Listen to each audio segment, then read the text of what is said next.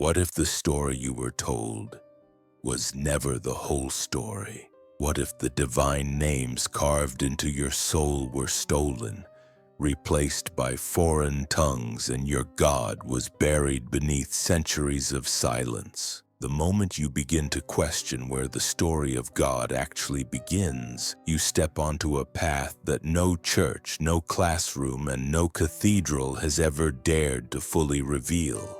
Because beneath the doctrines, behind the sermons, under the white robes of organized religion, there lies an older truth, a deeper memory, a spiritual history that begins not in the deserts of the Middle East, but in the sacred soil of Africa. Before Moses parted any sea, before Abraham heard any voice, before Yahweh thundered from any mountaintop, there were African gods, black gods, divine forces born of dark skin, ancestral wisdom, and the eternal drumbeat of creation itself. But they were erased, not because they weren't powerful, but because they were too powerful, too present, too connected to a spiritual truth that couldn't be controlled. These gods weren't distant rulers in the sky. They lived in rivers, in trees, in the wind, and in the womb.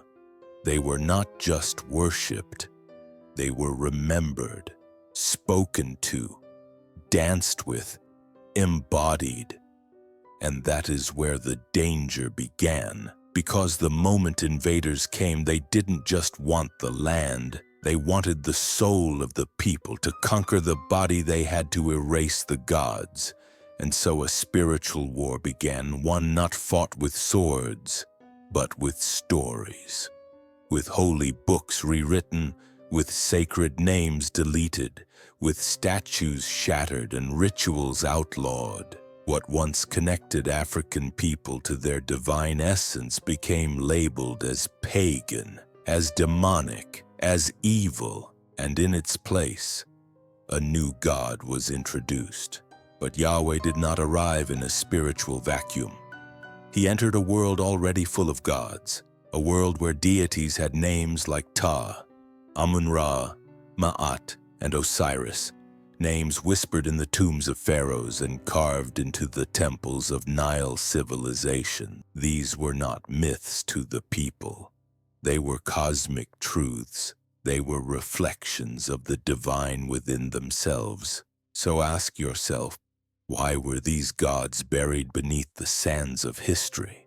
Why were they never mentioned in your Sunday school? Why were their stories painted over by stories that begin with a single male god, jealous and wrathful, erasing all others from the narrative? Because the rise of Yahweh required a cleansing of the pantheon. It required that the gods who had walked with African people for millennia be turned to shadows, that the feminine be stripped from the sacred, that the blackness of divinity be covered in white. But memory does not die. It waits. It pulses beneath the surface. It calls from beneath your skin, from the dreams that don't make sense, from the questions your pastor doesn't answer, from the rhythm in your blood that no hymn can silence. You feel it, don't you? Something was lost, something was hidden, and now something is waking up. Because the African gods were not just deleted, they were deliberately replaced. Not just erased from the Bible, but replaced by it. Not just forgotten, but rewritten as villains, demons, or symbols of sin. And once you see that pattern, you begin to ask dangerous questions. Questions that break chains. Questions that return you to the altar your ancestors built long before churches stood. Questions like, who were these gods? What did they teach? And why has their silence been so violently maintained? Because if we dare to say their names again, we reclaim something sacred, and we begin to see that our history, our power, our God did not begin in captivity, it began in freedom. And that's exactly what they never wanted you to remember. But the memory is still alive, and it's calling you. Long before the name Yahweh was ever whispered in the wind, the world was already sacred. Not imagined, not theoretical, not debated from pulpits, but lived. Africa wasn't waiting for permission to believe. It was already dancing with the divine. Its rivers were altars, its mountains were temples. Its people didn't go to church to find God. They walked with God, breathed with God, sang with God around fires that burned with memory. So when the Hebrews began to rise, they weren't introducing God to the world. They were entering a world where gods already reigned. This is what the history books never told you. The Bible didn't emerge in isolation. It was born into a spiritual landscape that had already bloomed for thousands of years. In lands like Nubia, Kemet, Kush, Punt, civilizations that weren't primitive but prophetic. Civilizations that built pyramids aligned with the stars and saw no separation between science, art, life, and spirit. And their gods were not myths. They were metaphysics. They were cosmic archetypes. They were principles of divine law encoded into names and faces. Gods like Ma'at, not just a goddess, but a principle. The universal force of balance, justice, and truth. Every soul was weighed against her feather after death. That's not just religion. That's moral philosophy encoded into cosmology. That's sacred law with no need for a burning bush. Or Ta, the creative force who spoke the world into being with divine utterance. Sound familiar?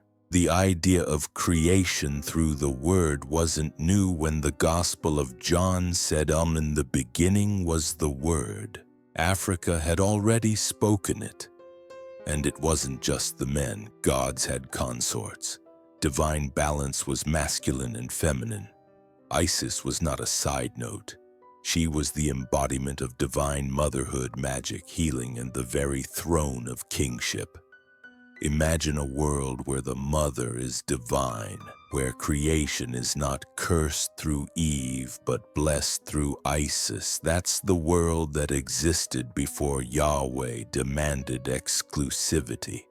But then, something happened. A shift. A new theology began to spread. One that no longer embraced multiplicity but demanded singularity. One male God, one truth, one path. And that God was jealous, not metaphorically, explicitly. Thou shalt have no other gods before me. But what about the gods who came before him? What about the deities that nurtured civilizations while the Hebrews were still nomads in tents? The Bible doesn't name them. It condemns them. It reduces them to idols, no abominations, no false gods. But never tells you who they really were. That's not forgetfulness, that's strategy. Because to legitimize Yahweh, the others had to be criminalized. To claim a chosen people, the surrounding cultures had to be demonized. And once you understand this pattern, you see it not just in the text, but in the colonization that came centuries later. Erase the gods, erase the memory, erase the memory, erase the power, but the stories still echo in carvings, in oral traditions, in the eyes of elders who remember what was never written. And if you listen closely, you'll hear them calling, not for worship, but for recognition, because to name them again is to reclaim what was taken. And that's where our journey now turns, toward the faces, the names, and the stories of the black gods who were here before the Bible ever opened its first page. They told you those names were demons. They said don't speak them, don't seek them, don't even wonder about them. Because wonder is a gateway. And once you step through, you realize something that shakes the ground beneath every cathedral. Those gods were never evil. They were powerful. Too powerful for a system built on obedience, fear, and hierarchy. Too powerful for any god that needed to be the only one. So the names were buried, but not forgotten. Amun-Ra, Ptah, Ma'at, Osiris, Hathor, Anubis, Sekhmet, Thoth, Isis, names that once pulsed through temples that shimmered in gold and limestone, names that commanded the respect of nations, names that aligned with the cosmos and the turning of the stars, names whispered over births, deaths, coronations, and harvests, not as superstition, but as sacred science, because these gods were more than characters. They were archetypes, energies, codes of consciousness that described the human journey and the divine pattern behind it all. Take Amun-Ra, for instance, the hidden light, the god behind all things, the unseen force that becomes visible in the sun. He was called the self-created one, the one who is and is not seen. Sound familiar? Because in the book of Exodus, when Moses asks Yahweh for his name, the reply is, "I am that I am." But Amun-Ra said that first. Long before Sinai, long before the tablets, he was already vibrating through temples as the breath behind breath, the light behind light. And then there's Osiris, god of death, rebirth, and divine justice. The green-skinned king who died, descended into the underworld, and was resurrected by love. He became judge of the dead, master of the afterlife, keeper of balance, a prototype of the dying and rising God, thousands of years before Jesus. Coincidence or convergence? And what about Ma'at? She wasn't a goddess you worshipped. She was a law you lived by. Truth, balance, order, reciprocity. Every soul had to stand before her feather. If your heart was heavy with wrong, you were devoured. If light, you were welcomed. A spiritual system with no hellfire, just accountability. And yet, when the Bible speaks of judgment, the scales appear again. But her name is gone, replaced. And then there's Isis, the divine mother, the throne, the magician, the healer, the goddess whose milk nourished kings and whose spells resurrected the dead. Her iconography was later recycled into Christian images of Mary. But her name, her story, vanished, deleted. These were not minor figures. These were the center of ancient African spiritual life. So why are they absent from the religious narratives that claim to tell the whole truth? Because if you knew about them, you'd start asking the questions they hoped you'd never ask. Questions like, if Ma'at came first, why isn't she mentioned? If Osiris predated the crucifixion, why does his story echo through the Gospels? If Isis was the mother before Mary, why was she rewritten? Because erasing the gods wasn't just about deleting history, it was about deleting memory. And if you forget your memory, you forget your power. But if you remember, you return. And that's the part they fear most, because the moment you start to remember these names, you start to remember yourself. And when that happens, the entire system starts to tremble. They didn't just delete gods, they waged war against memory itself. Because memory is more dangerous than rebellion. Rebellion ends, memory returns. And when a people remember who they were, no empire, no theology, no rewritten book can hold them in place. So to erase the African gods, they had to erase your ability to remember them. Not by force alone, but by distortion. Rebranding the sacred as wicked, redefining the divine as dangerous, repainting truth as myth and myth as truth. And all of it done slowly, over centuries, until the memory faded from your tongue, your songs, your symbols, your prayers. That's how colonization begins, not with the sword, but with the story. They took your gods and made them devils. They took your rituals and called them witchcraft. They took your sacred herbs, your drums, your dances, your ceremonies, and called them sin. But behind the fear-mongering was strategy, because the African spiritual systems did something the new religions could never tolerate. They didn't need intermediaries, no priests to pay, no churches to build, no books to read. The people connected directly, through nature, through rhythm, through silence, through vision, through dreams. That kind of spirituality can't be taxed, can't be tamed, can't be owned, so it had to be destroyed. And the destruction was not loud, it was methodical.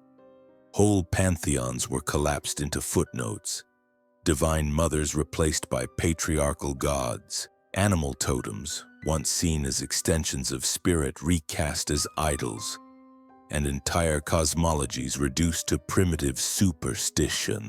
But ask yourself this: who told you to stop trusting your dreams?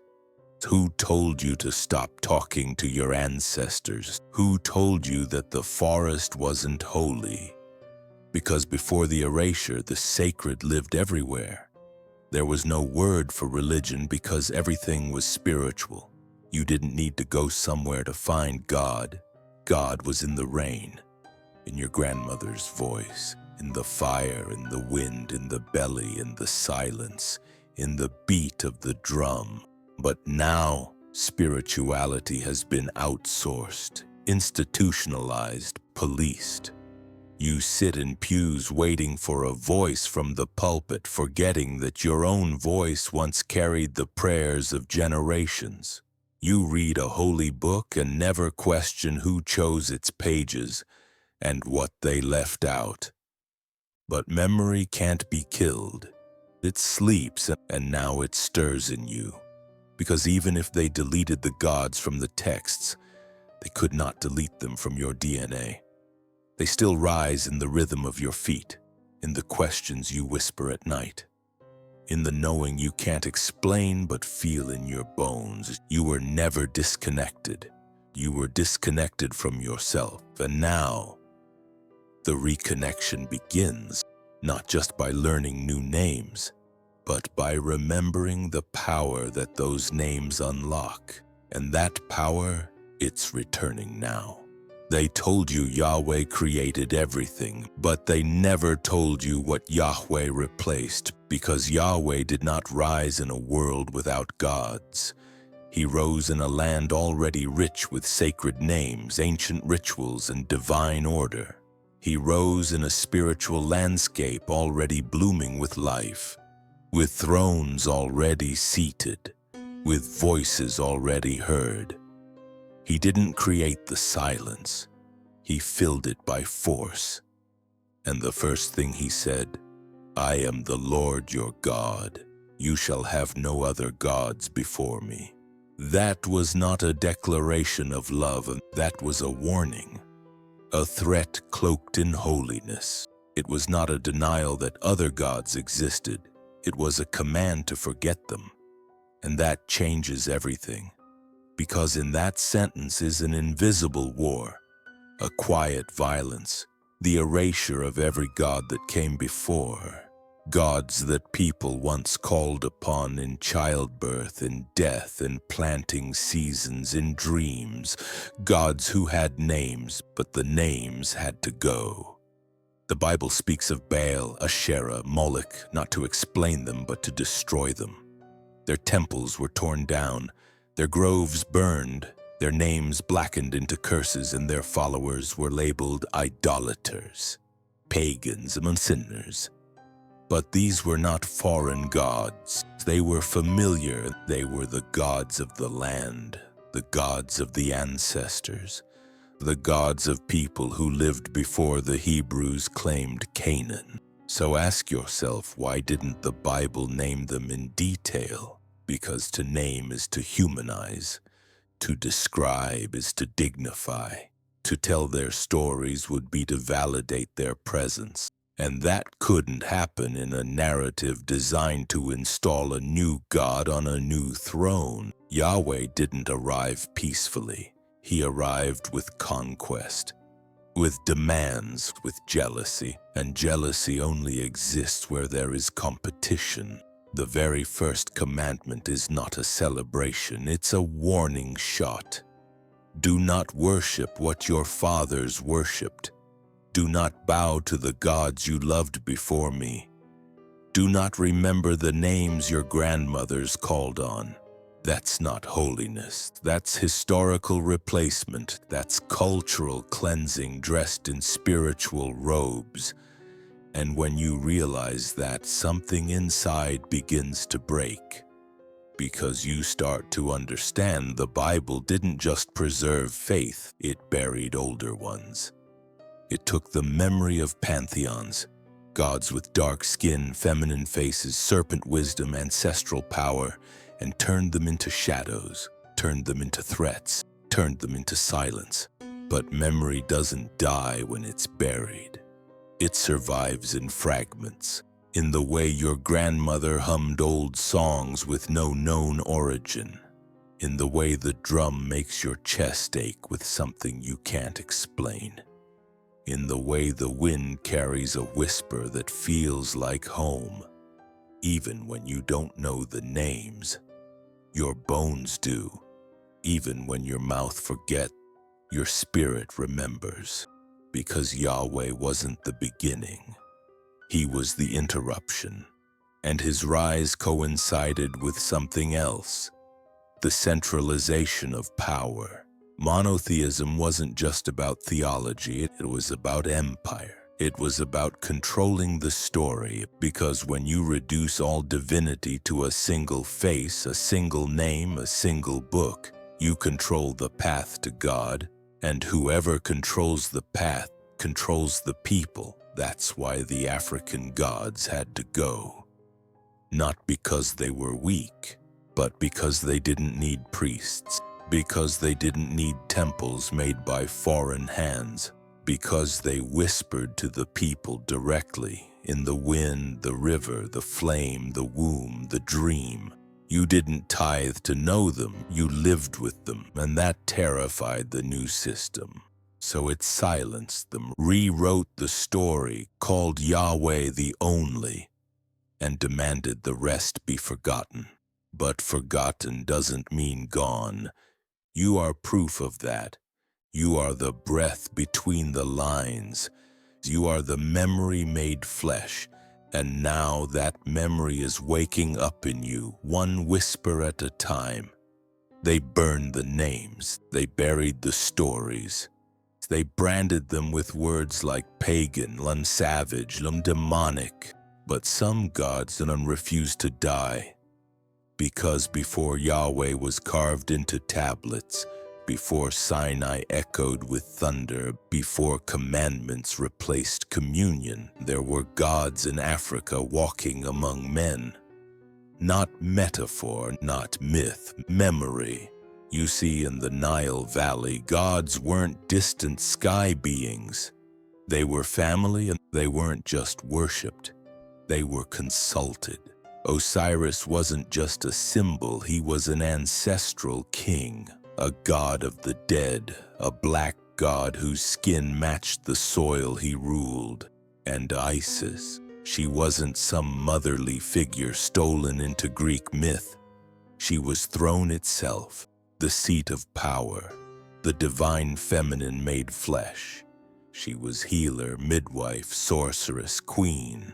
And she didn't serve a god, she resurrected one. But those names, Osiris, Isis, Horus, weren't isolated myths.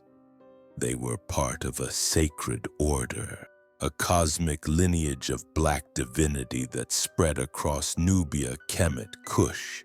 They had different names and different tongues, but they held the same sacred pattern. Balance, Ma'at.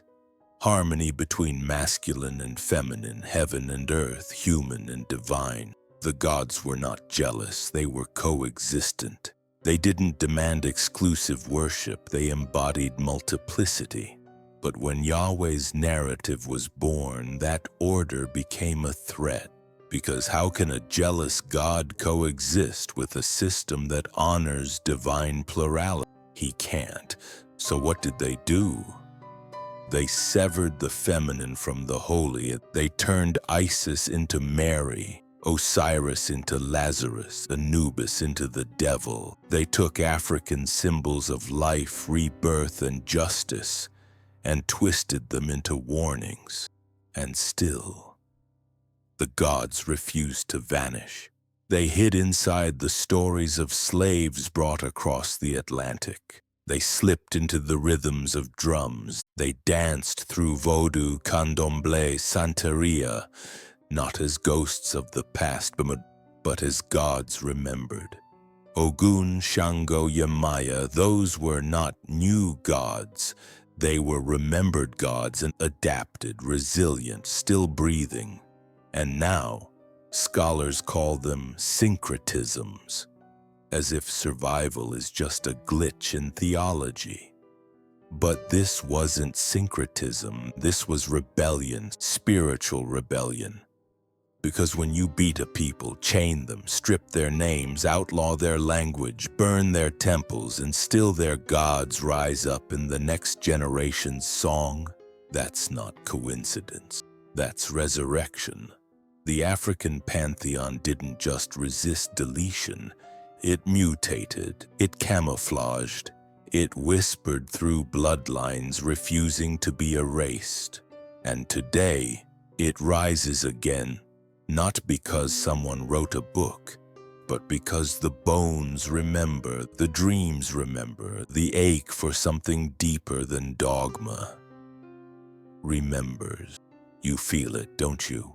That pull toward the ancient, that intuition that something was stolen, that the God you were given might have been planted to cover up the gods you were taken from, that the divine was never meant to be monopolized, because in your spirit there's still thunder, still fire, still river, still drum, and in those elements, the African gods still speak.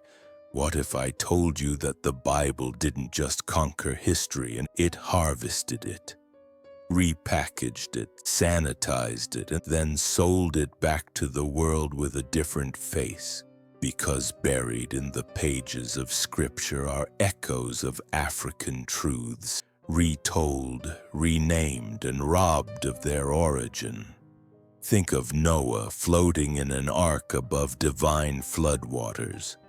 Now think of Nu, the primordial waters of Kemet. Think of Moses splitting the Red Sea with divine command. Now think of Heka, the ancient Kemetic god of magic and word, the original master of utterance and manifestation. Think of the 10 Commandments carved in stone. Now remember the 42 laws of Ma'at, written thousands of years earlier. Laws that didn't just govern actions but spirit. I have not lied. I have not murdered. I have not polluted my body. Laws rooted in inner truth, not external obedience. Now ask, why weren't you taught about them? Because erasure isn't always destruction. Sometimes it's imitation. They took the wisdom of the Nile, the rituals of the ancestors, the holiness of black soil, and rebranded it in desert ink, made the African divine look Hebrew, made the black original look borrowed. And in doing so, they created a myth that wisdom comes from the West and not the womb of Africa, that God only began speaking when Moses took off his shoes, and not when the Dogon charted the stars before telescopes existed. But history doesn't lie, it's just hidden. And once you start looking, the pattern becomes clear. The Garden of Eden wasn't the first paradise. The Tree of Life wasn't the first symbol of divine knowledge. The serpent wasn't the first to whisper truth to man. All of it comes from older roots, from African soil. And that serpent, that's the biggest theft of all. Because in Kemet, the serpent wasn't evil. It was sacred. The Uraeus cobra rested on the crowns of pharaohs as protection and divine sight. Kundalini in African spiritual systems represented the awakening serpent energy at the base of the spine. But the Bible made the serpent into Satan, turned wisdom into deception, turned feminine energy into sin, turned awakening into punishment. That wasn't a spiritual mistake. That was spiritual sabotage. They didn't want you to rise. They wanted you to fear what once empowered you, to reject the serpent, to distrust the body, to forget the mothers, to obey a jealous God who claimed he was first, while standing on the bones of the gods that came before. You were never meant to ask questions. You were only meant to kneel.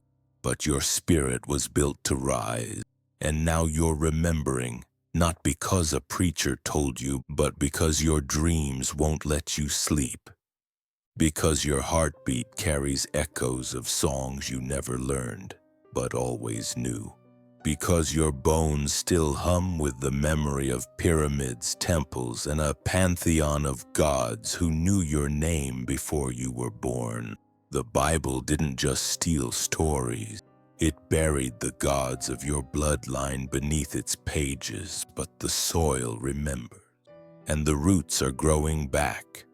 Before she was called Eve, before she was blamed for the fall, before her body became a battleground of shame and obedience, she was worshipped. She was God.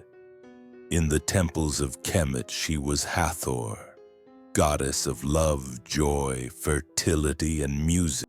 In Yoruba cosmology, she was Oshun, the river spirit of sweetness and power. In the deep wells of African tradition, she was not beneath man but beside him, equal, sacred, the doorway through which spirit became flesh. There was no sin in her curves, no curse in her blood, no shame in her voice. She carried life in her hips and eternity in her eyes, but then came the erasure, the rewriting, the retelling. They turned the goddess into a helper. They called her weak. They called her temptation, and they told the world that creation fell because she dared to eat from the tree. But in the African traditions that came before, the woman wasn't the downfall. She was the awakening. She wasn't made from Adam's rib. She was made from stardust, wombed by the divine, birthed with the power to call worlds into being. And when patriarchy came dressed in scripture, it needed her silenced, because the African woman stood as a threat, not just to the new religious order, but to the very idea that God could be male alone.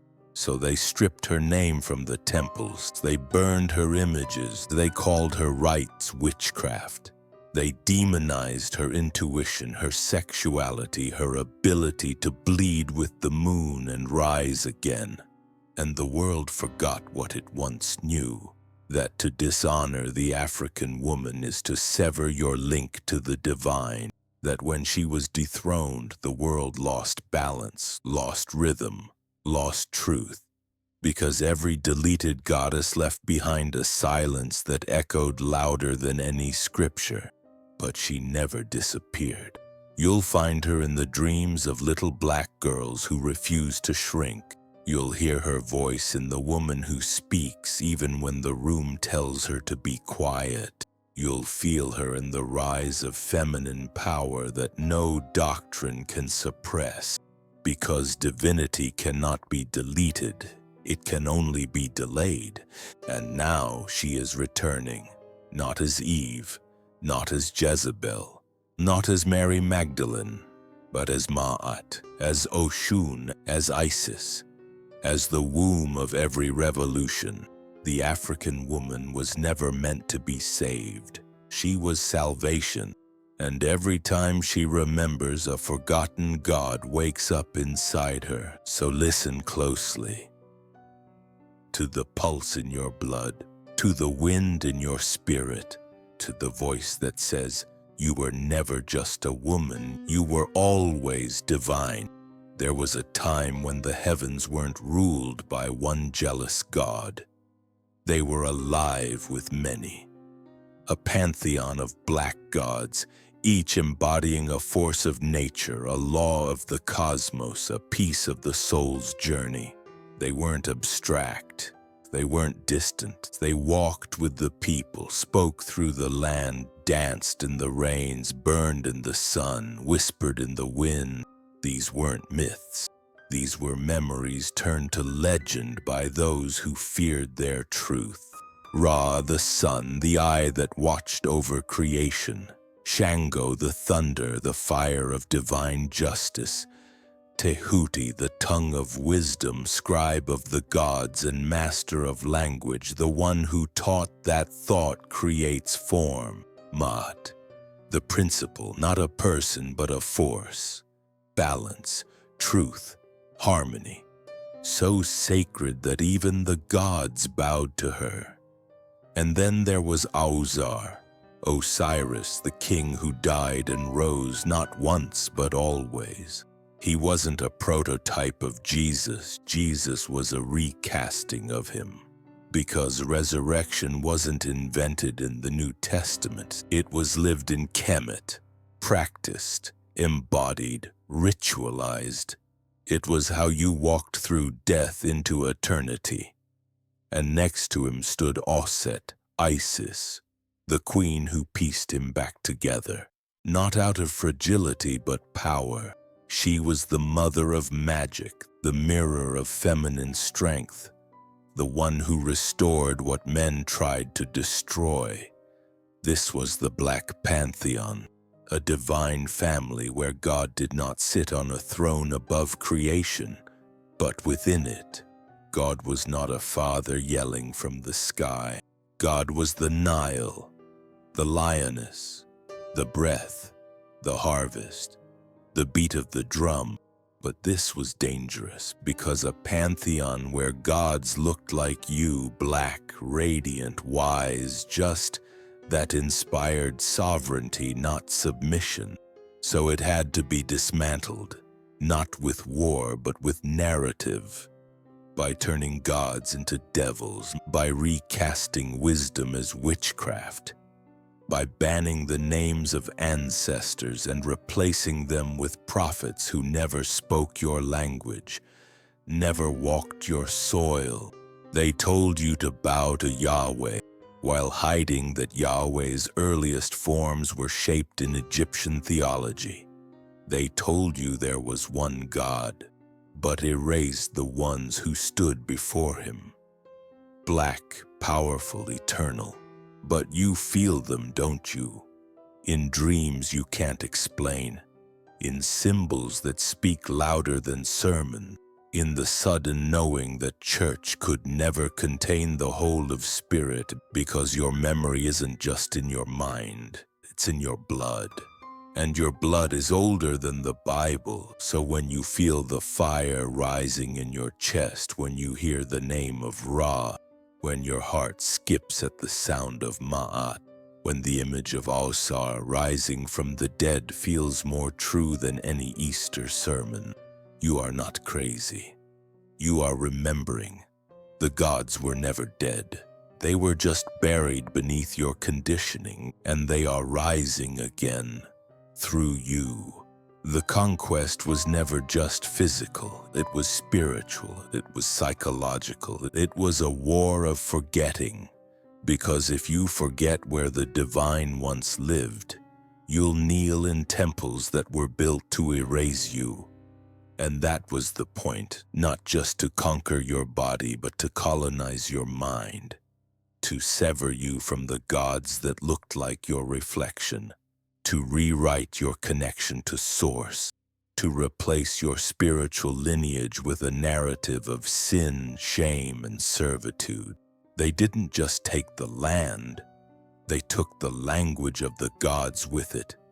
They burned scrolls, they silenced griot, they translated sacred texts into foreign tongues, not to share the wisdom, but to control the story. Suddenly, the gods that empowered became devil. The rituals that healed became heresy. The names that once protected became forbidden, and those who remembered, they were hunted. Priests became fugitives, mothers became witches, elders became threats. The divine was no longer something you embodied. It became something you begged. And the black gods of Africa, those who walked with you in fire and dream, were turned into myths. Or worse, erased entirely. They knew. The colonizers, the missionaries, the empires, they knew that if you remembered, you'd be unstoppable. That if you carried your gods inside you, no whip could bend you, no lie could own you, no fear could silence you. So they didn't just erase, they replaced. They offered you a god who looked nothing like your ancestors. A god who spoke in foreign tone, who demanded obedience over awakening, who condemned the very practices that once connected you to spirit. They told you the drum was demonic, that the ancestors were dangerous, that the dreams were deception. And generation by generation, the war on memory succeeded. We began to fear what once freed us, but even now, buried beneath centuries of dogma, memory burns. It flickers when you hear the rhythm of a chant too old for English. It surges when you stand under the sun and feel something ancient move inside your bone. It whispers when you see a mask, a symbol, a story you were told was primitive. Yet it calls to you with the voice of a god you never knew you missed. This is why memory is sacred. Because memory is resistance. When you remember who you were before the erasure, you awaken the gods that they tried to kill. And once memory returns, no system, no scripture, no suppression can make you kneel again. You don't need permission to reclaim the divine. You just need to remember. There was an age before the curse, before the lie that made blackness something to be feared, before the twisting of skin into sin and heritage into heresy. In that age, blackness was divinity, not metaphorically, not symbolically, literally. The gods wore black skin, the cosmos moved through melanin. And the heavens bowed to the rhythm of the Nile, not the scrolls of Rome.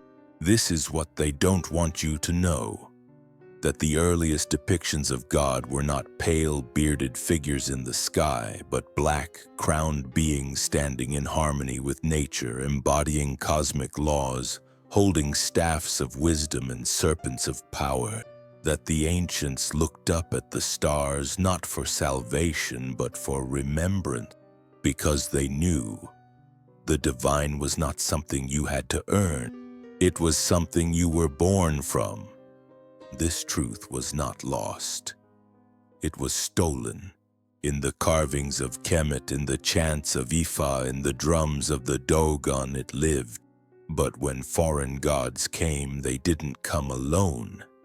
They came with swords and verses. They came with laws and lashes. They came with holy books that made your ancestors villains and made submission a virtue. They took the divine image and bleached it.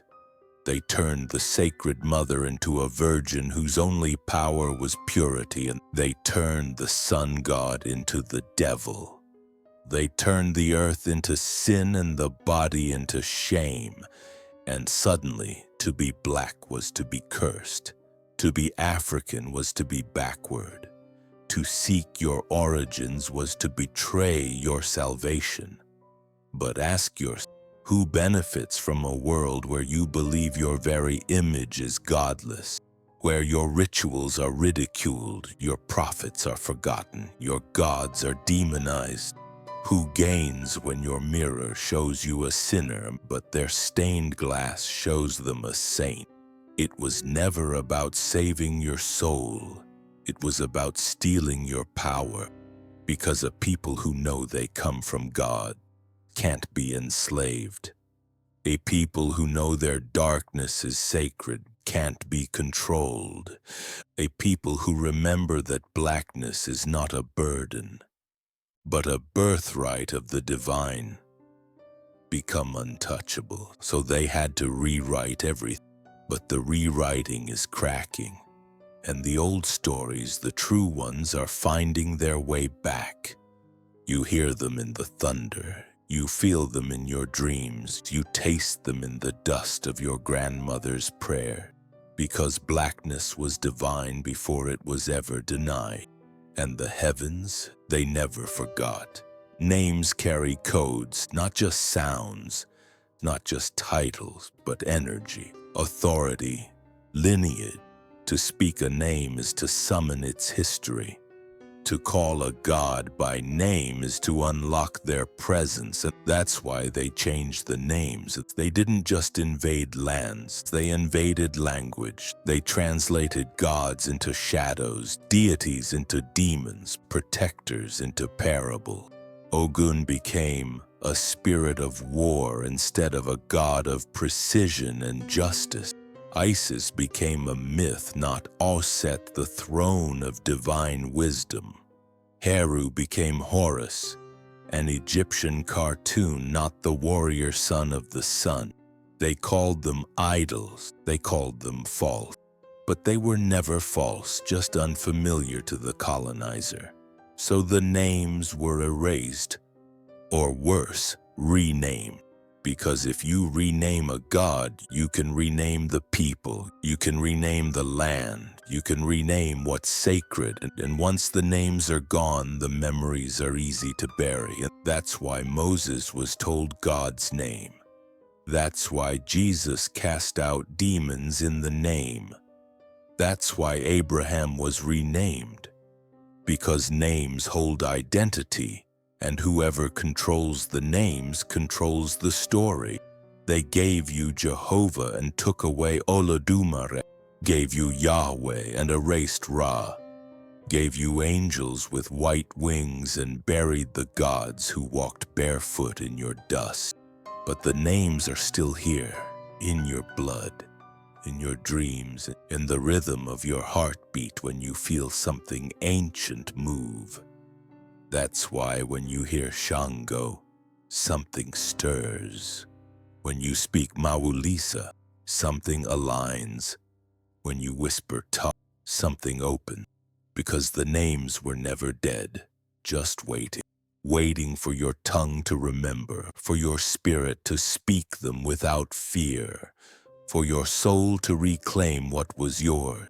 You were taught to pray to foreign names, but you were born with divine ones already encoded in your being. And when you begin to say them again, boldly, reverently, without shame, the veil begins to lift. Because what you name, you awaken, and the gods are listening. Not just in temples, but in your words. Not just in altars, but in your choices. Not just in rituals, but in remembrance. They changed the names so you'd forget the power, but the moment you speak them again, the power returns. Erasure is one thing, replacement is another. One deletes, the other distorts. And what they did to the African gods wasn't just deletion, it was a swap. A theft in layers. A colonization not just of land but of the sacred. They took the image of Ausar and gave you a white-bearded father in the sky. They stole the wisdom of Tahuti and gave you commandments on cold stone tablets. They took the fierce love of Sekhmet and replaced her with fear-based obedience. They took the cosmic balance of Ma'a and gave you sin and punishment. They didn't just hide your gods. They wore their skins. They stole the throne and sat on it as imposters. Rebranded, repackaged, reinforced. And now, When you say God, you picture someone who looks nothing like your ancestors. When you hear heaven, you imagine a kingdom where your melanin is foreign. They turned your gods into villains and turned their gods into saviors. Auset became a pagan idol. Ra became a demon of the sun. Ogun was rewritten as chaos. Esu was made the devil. They did not just remove the African god, they weaponized their absence. Because absence creates hunger. And if they control what fills the hunger, they control you. They give you a Bible scrubbed clean of African divinity, then tell you salvation only comes through their lens. They give you a heaven gated by their prophets and make you believe your ancestors are burning below it. But here's the truth. Your ancestors weren't godless. They were the gods, the intermediaries, the living temples. They lived in harmony with spirit, land, cosmos, self. They knew the tree was alive. They knew the river was sacred. They knew the stars weren't far away because they came from them. When they prayed, it wasn't begging, it was aligning. When they offered, it wasn't fear, it was reciprocity. That's what was erased. Not just the names, not just the stories, but the entire frequency of divine relationship. And in its place, control, fear, shame, guilt, all dressed up in scripture, all pointing away from your roots. But now you're remembering, not just with your mind, but your soul. And the gods you were told to fear, they're not hiding anymore. They're rising in your bones. They're whispering in your sleep. They're knocking on the doors of your memory. Because the replacements are failing. And what was real, what was yours, is returning. They feared the temples. Not because of what was seen, but what was remembered inside them. The walls weren't just painted, they were encoded. With stars, with maps, with rituals, with gods that bent time and self and sky. So they burned them, not just with fire, but with time. With silence, with lies, because to destroy a temple is to kill a mirror. And if you can shatter the mirror, the people forget who they are. They didn't just burn shrines, they buried entire sciences, medicine, energy, resurrection, rebirth, all hidden behind rubble and ruin. They told you Africa was primitive, while standing on top of what Africa built. They showed you cathedrals and said, "This is holy." But the temple of Dendera whispered, "We were first." They showed you golden chalices, but the Nile had already flowed with offerings to gods long before Rome ever learned to pray. They gave you saints, but Kemet had Netjer. They gave you popes, but Nubia had oracles. And they gave you crosses, but Ethiopia held the ark. And when they couldn't explain it, they demonized it. So temples of healing became temples of witchcraft. Sacred geometry became pagan symbols. Priestesses became whores. Shamans became heretics. And diviners were hunted for sorcery. But the memory wasn't erased, only suppressed. Because the stones still speak, the Nile still sings, the sand still guards the names, the gods still echo in your dreams. That's why you feel something when you see the pyramids. It's not awe, it's recognition. Because these weren't just monuments, they were memory palaces, not built for the dead, but built so the living would never forget. Built to align with Sirius, built to mirror Orion, built to remind you that the heavens once walked among you when you spoke their language.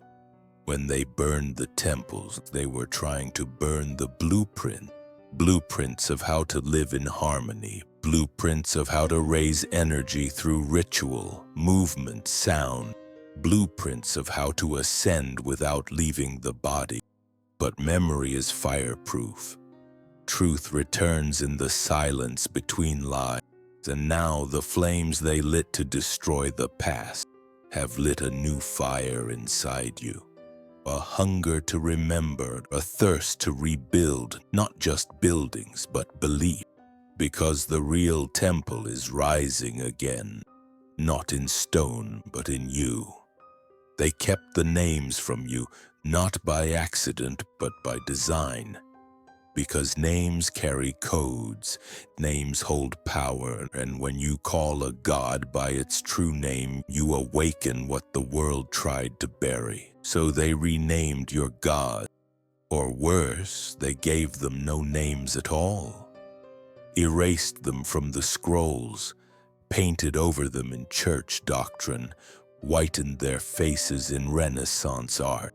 They couldn't kill the gods, so they made you forget how to call them. You've heard of Gabriel, Michael, and Raphael, but what about Mahes, the lion-headed protector? What about Bastet, guardian of the home and the soul?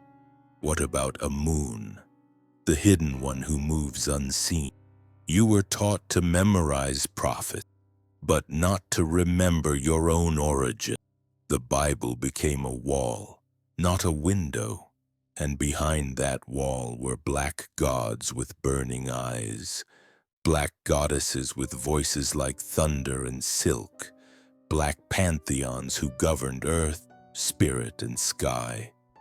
But if you knew their name, if you spoke them, you'd start to remember your. Because in ancient Africa, to speak a name was not casual. It was sacred activation. A name was not sound. It was frequency. It was invocation. It was alignment. So when they stripped the names, they stripped the alignment. You became out of tune, spiritually off key. And in that dissonance, they inserted control. They taught you to fear the gods that mirrored you and worship ones that enslaved you. They taught you that your history began with chains, not with crowns.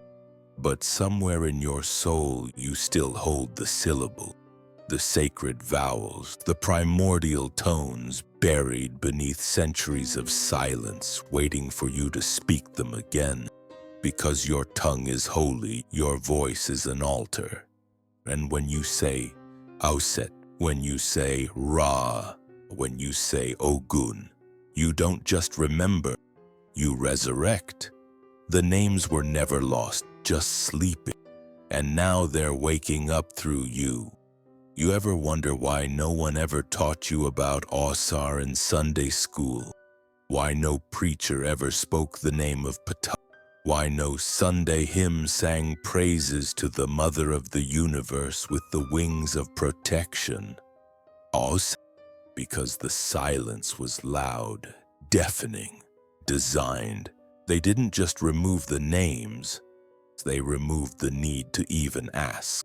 Conditioned you to believe that if it wasn't in their Bible, it wasn't real. But what if I told you the gods they erased weren't myths?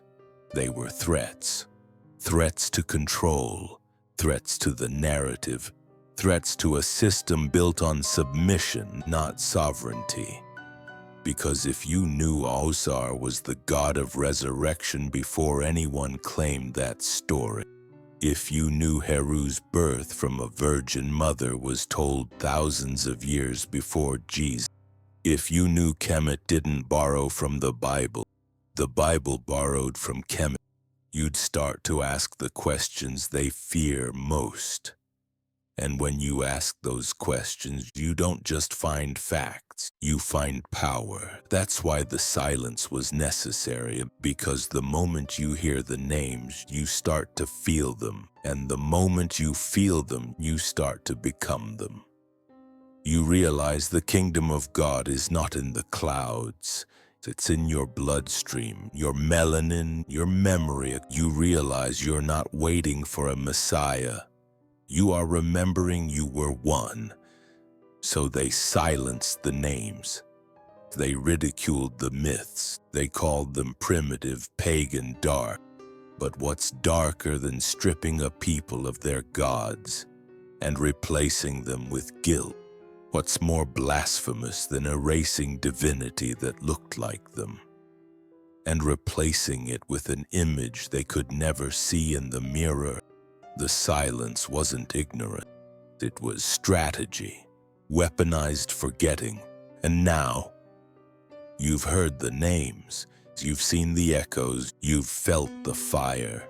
And no preacher, no priest, no scholar can unhear what your soul remembers now. The silence is broken. They didn't need to burn every temple. They just needed to burn the idea that you were ever divine. Because once a people forget they were God, you can turn them into slaves. You can rewrite their past and then sell it back to them as holy. You see, the war was never just about land. It was about lineage. It wasn't just about conquest. It was about cosmic amnesia.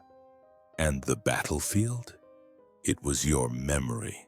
The deepest colonization didn't happen to your body. It happened to your story. They taught you that the divine lives outside of you, in a sky far away, in a book you can't question, in a language you don't speak, in a color you'll never be. But your ancestors didn't believe that. The African gods didn't live in temples built of stone. They lived in vibration, in rhythm, in breath, in dance, in firelight stories whispered under constellation. They could read like scripture. Before anyone told you that God was a man, your people knew she could also be a mother, a lioness, a serpent, a river, a wind. You see, they didn't need to convince the world to forget your gods. They just needed you to forget. Because once the children of the gods forget who they are, the system runs itself. And the system needed erasure to survive. So they changed your gods into demons. They called your spirits unclean. They rewrote your symbols into satanic lies. They renamed your rituals witchcraft. And they made you fear the very power that once set you free. Why? Because the gods you were taught to fear were the gods that looked like you. Shango the Thunderer, Oshun the Sweet River Mother, Anansi the spider who spins truth in webs of wisdom, Tehuti the divine scribe who etched the laws of the cosmos into the bones of time. They weren't stories to your ancestors. They were relationships, sacred dialogues between the human and the divine, between the earth and the infinite, between your breath and the breath of the source. But colonialism broke that chain, not just through whips and guns, but through Bibles and translations. They didn't just convert your people, they confused them. They told you God had one name. They told you there was one path. They told you the gods you called on were false, and the God who never looked like you was the only true one. But the truth? The gods never left. They were just covered in centuries of shame. And now, you're waking up in their memory. Every time you question the origin story you were given. Every time you look at a demon and wonder who named it that. Every time you light a candle or speak an ancestral name, you are reopening a book that was sealed in blood. You are cracking the spine of forgotten divinity, and it scares them. Because your memory is their undoing. You remembering your gods is you remembering your power, your sovereignty, your right to commune with Source without middlemen, without dogma, without chains made of guilt and doctrine. The war was always spiritual. That's why the first thing invaders did was burn the scrolls. That's why they dug up your god's statues and locked them in museums. That's why they told you your ceremonies were dangerous, because your remembrance is their apocalypse. And now, here you are, sitting in a time where the veil is thinner than it's ever been.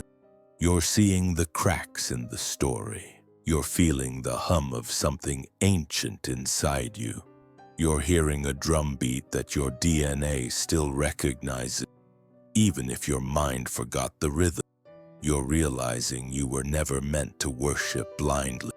You were meant to remember fully. The gods were not jealous. They were not petty. They were not demanding your servitude. They were waiting for you to call their names again, not in fear, but in fury, in freedom, in fire. They were waiting for you to stop asking for permission to be divine. And now, as the false gods tremble behind their plastic thrones, as the truth starts seeping through every crack in the walls they built, you stand in the most powerful position of all. Not as a convert, not as a believer, but as a rememberer. Because when memory returns, so do the gods, and this time you won't bow, you'll rise. There is no second coming. Because the first one never left. The gods didn't vanish. You did. You left the temples built in your blood. You abandoned the rivers where your grandmothers prayed. You forgot the language carved into your own bone. Not because you wanted to, because you were taught to. Taught to distrust your own power, to fear your reflection in sacred water, to kneel before an image that was never yours, to reject the gods who carried your ancestors through deserts, through chains, through fire. But the truth is, your forgetting was engineered. This was never just a theft of culture. It was the assassination of memory. Because if you remember who you are, the gods return. And when they return, everything built on their absence begins to fall. You don't summon them with ritual. You summon them with remembrance. Every time you say your real name, every time you trace the lines of your grandmother's face and recognize it as a map of the cosmos, every time you question why a white god needed to erase black gods to be powerful, you are not doubting faith, you are resurrecting it. Because faith without roots is just obedience, and you were never meant to obey, you were meant to embody. The gods are not in the sky, they are in your skin, they are in the way your hips move without music, in the way you dream of pyramids though you've never seen one, in the way your tears fall during drum beats you don't understand but feel in your chest like home. You are not just remembering them, they are remembering you. Because gods do not die, they wait, and they whisper through sickness, through heartbreak, through synchronicities that make no sense until they do. And when you finally ask, why does the God I was given look nothing like me? You crack the first seal, the tomb begins to open, and you hear voices that were never gone, just silenced. Not every whisper is gentle. Some come as fire, some come as fury. Because awakening is violent, not to the soul, but to the system. You were meant to shake. You were meant to burn down temples of lies, so you could build altars of truth. The African gods were not erased, they were encoded in symbols, in dreams, in the geometry of your blood, in the lullabies of mothers who never knew they were singing creation back into the world. But the time for lullabies is ending. Now is the hour of thunder. Now is when you become what they feared you would remember. That divinity was never distant. It was inherited. That holiness was never foreign, it was ancestral. That salvation was never purchased, it was remembered. You are not here to be saved. You are here to reclaim, to take back the fire stolen from your temples, to rename the gods who were demonized, to rewrite the stories in your own voice, to look your oppressors in the eye and say, I see through the disguise. Because the gods are not coming back to fix this. You are the return. You are the prophecy wrapped in melanin. You are the temple that walks. You are the forgotten gospel, unrolling its scroll. And you don't need a pulpit to speak. Your voice is the sermon. They will say you are dangerous. They will say you are lost. They will say you are deceived. But listen close. What they really mean is you are free, and a free soul who remembers the gods can never be ruled again. So speak the names, not in fear, but in fire. Speak of Ra, whose eye still watches, of Obatala, who shaped the first form, of Ma'at, whose feather still weighs truth, of Isis, who stitched divine pieces back together. Let their names pass through your lips like thunder through broken silence. Let the gods stand up in you until your posture becomes prayer and your breath becomes scripture. Because the final revelation is this: the gods are waiting for your yes, not to serve, but to merge, not to worship, but to remember. And when you say yes, not with your lips, but with your life, they rise, not in heaven, but in you. And this time, there will be no erasing, no more hiding, no more deleting, no more rewriting divinity to fit their image. This time, you are the scribe, and the story you write will resurrect every name they tried to bury. You are the return of the gods. So walk as if the earth remembers you, because she does. Speak as if the stars recognize your voice, because they do. Live as if your soul is holy, because it always was. This is not the end of the story. This is the beginning of the return.